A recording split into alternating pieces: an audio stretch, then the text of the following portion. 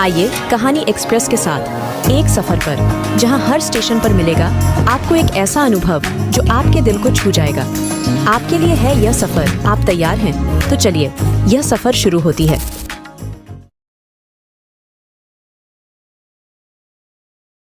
मोहन बाबू की पत्नी को स्वर्गवास हुए 10 साल हो चुके थे और उनकी उम्र भी अभी 55 साल की थी, यानी कि वो वृद्धावस्था की पहली सीढ़ी पर कदम रख चुके थे। घर में एक बेटा बहू और एक प्यारी सी पोती थी, लेकिन वो भी अब विदेश यूके में सेटल हो चुके थे। कभी कभार वो मोहन बाबू को फोन करके हालचाल पूछ लेते थे, लेकिन उनसे भी मिले उन्हें करीब 5 साल हो चुके थे।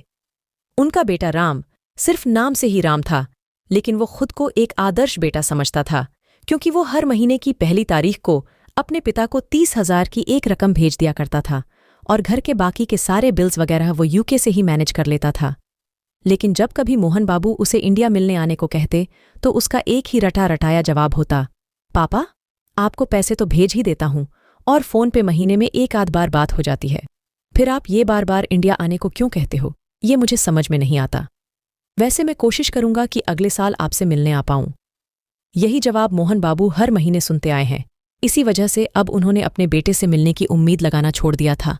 वैसे मोहन बाबू अपने घर का सारा काम खुद करते थे और शायद इसी वजह से उम्र के इस पड़ाव में भी उनका बदन गठीला और स्वस्थ था। लेकिन वक्त हर स्वस्थ शरीर को एक न एक दिन बूढ़ा कर देती है और शायद यही बुढ़ापा अब मोहन बाबू भी महसूस करने लगे थे और इसीलिए उन्होंने अपने पड़ोसी मित्र मिश्रा जी से उनके घर के लिए एक काम वाली बाई खोजने को कहा। मिश्रा जी उनके बहुत पुराने मित्र हैं और हर तीज त्योहार में मोहन बाबू उनके घर आया जाया करते थे। एक तरह से वो उनके परिवार में कहीं न कहीं अपने परिवार को महसूस किया करते थे।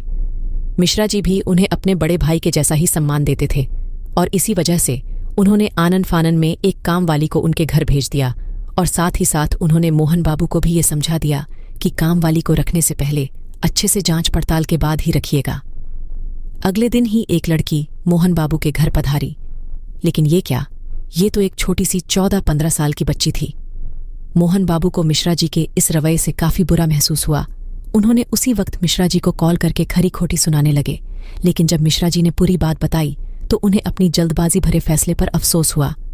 दरअसल उस लड़की की माँ सब घरों में काम करके उसके पढ़ाई लिखाई का सारा खर्च उठाती, क्योंकि उसके पिताजी भी अब इस दुनिया में नहीं हैं।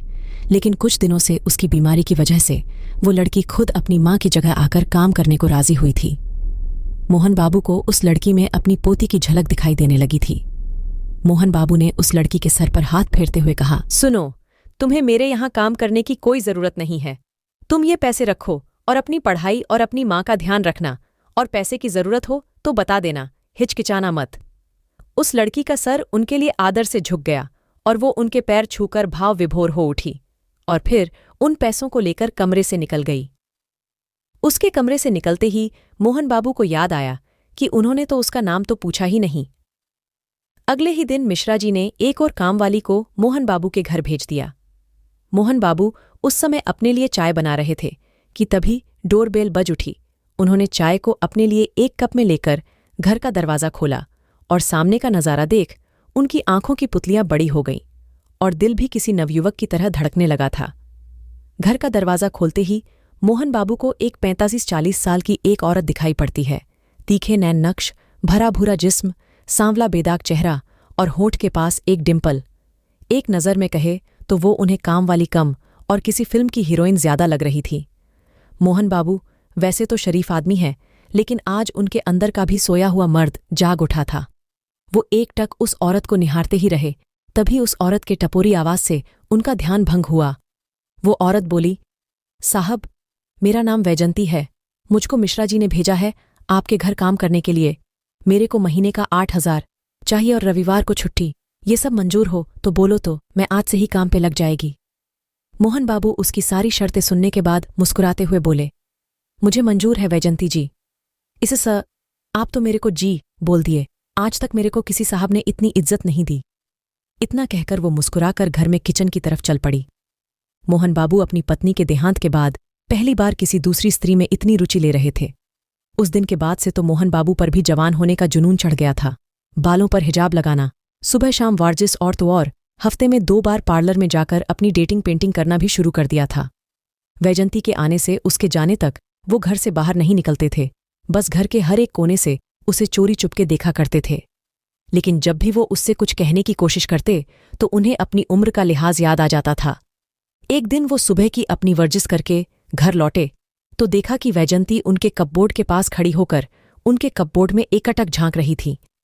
मोहन बाबू भी उसकी इस हरकत का पता लगाने के लिए दबे पांव उसके पीछे जाकर खड़े हो गए और उन्होंने देखा कि वैजंती कपबोर्ड में रखे उनकी पुरानी तस्वीरें देख रही थीं। तभी यकायक उसे एहसास हुआ कि उसके पीछे कोई खड़ा है और वो जैसे ही पलटी उसका पूरा बदन एक पल के लिए ही मोहन बाबू से स्पर्श कर गया। इतने सालों में पहली बार किसी नारी देह का अनुभव कर उन्हें चरम सुख की प्राप्ति हुई, लेकिन अगले ही पल स्थिति को संभालते हुए बोले, वैजंती, ये तुम क्या देख रही थी मेरे कपबोर्ड में? वैजंती झेपते हुए बोली, साहब, कबर्ड साफ करते हुए आपकी तस्वीरें दिखी।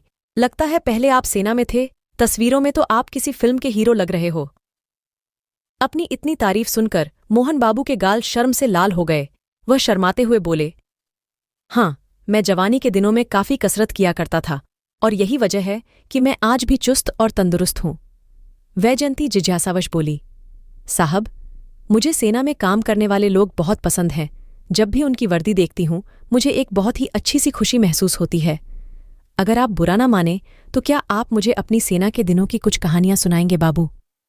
मोहन बाबू को फिर क्या था, उन्हें तो मौका मिल गया वैजयंती के साथ ज्यादा वक्त बिताने का।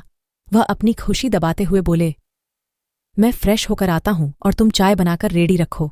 चाय की चुस्की लेते हुए मैं तुम्हें अपनी जवानी के दिनों की कहानियां सुनाता हूं। मोहन बाबू फ्रेश होकर तुरंत वापस लौटे। वैजयंती भी चाय का गिलास लिए सोफे के पास खड़ी रही और उनका इंतजार कर रही थी। मोहन बाबू कंधे पर गिला तौलिया रखे वापस आए और सोफे पर बैठकर चाय के गिलास को थाम लिया और वैजयंती को भी पास की कुर्सी बैठने को कहा। फिर उन्होंने अपने पुराने के दिनों की कहानियों को कहना शुरू किया। वैजयंती, वह भी क्या दिन थे। मैंने सेना में अपने 40 साल बताए। शुरू के साल काफ़ी तकलीफदेह थे क्योंकि ट्रेनिंग और कड़ी मशक्कत के बाद में बहुत ही कम समय मिल पाता था कि मैं अपने खुद के लिए कुछ कर सकूं। लेकिन मैं यह सोचता था कि चलो ये ज़िंदगी मैंने देश के नाम कर दी है, जब रिटायर होऊंगा तो फिर अपने जीवन का आनंद लूंगा। शादी तो हुई लेकिन वैवाहिक जीवन सिर्फ नाम का था क्योंकि मुझे बहुत कम समय मिला अपने बीवी बच्चों के साथ बिताने का। सोचा था कि रिटायरमेंट के बाद इस कमी को भी पूरा कर लूंगा, लेकिन बीवी ने जवानी में और बेटे ने बुढ़ापे में साथ छोड़ ड दिया। ये सब कहते हुए मोहन बाबू की आंखें भर आई, फिर खुद को संभालते हुए बोले, सॉरी, तुमने सेना के किस्सों के लिए पूछा था और मैं तुम्हें अपनी दुख भरी दास्तां सुना दी। वैजयंती बोली, साहब, अक्सर ऐसा होता है, जब कोई आपसे प्यार के मीठे बोल कह दे तो अंदर का दुख बाहर आ ही जाता है। उसके बाद मोहन बाबू ने वैजयंती को अपने सेना के दिनों के कई किस्से सुनाए। इस दौरान उन दोनों को पता ही नहीं चला कि सूरज के ढलने का समय आ गया था। बहुत दिनों बाद मोहन बाबू को किसी अपने के होने का एहसास हुआ था। तभी बातों बातों में मोहन बाबू ने वैजयंती के पारिवारिक हालत के बारे में पूछ लिया। मोहन बाबू के इस प्रश्न को सुनकर वैजयंती का चेहरा कुछ उतर सा गया था। उसने दीवाल घड्डी की तरफ देखा और फिर उस प्रश्न को टालते हुए बोली, साहब, आज काफी देर हो गई है, मैं चलती है। मैं आज आपके लिए आज खाना बना नहीं पाएगी, सॉरी। इतना कहकर वो हड्ड-बद्धा कर उठी और घर से बाहर निकल गई। मोहन बाबू को उसका ये व्यवहार बद्धा अजीब लगा और उन्होंने ठान लिया कि वो वैजयंती से इस बारे में बात करके रहेंगे। क्रमशः उस दिन के बाद से मोहन बाबू ने वैजयंती के बारे में खोज खबर लगाना शुरू किया। लगभग 1 हफ्ते के जांच पड़ताल से उन्हें ये पता चला कि वैजयंती की शादी बचपन में ही हो गई थी, वो भी एक अधेड़ उम्र के आदमी के साथ। वैजयंती की एक बेटी भी थी जिसका पालन पोषण वो खुद के दम पर कर रही थी, क्योंकि उसका पति तो दिन भर शराब के नशे में धुत्त पड़ढ़ा रहता है और उसकी सारी कमाई उसके शराब के खर्चे में चली जाती है। पहले पहले तो वो वैजयंती को मार पिट कर उसका भी पैसा ले लेता था, लेकिन समय के साथ साथ उसका पति कमजोर और मार खा खाकर वैजयंती सख्त हो गई थी।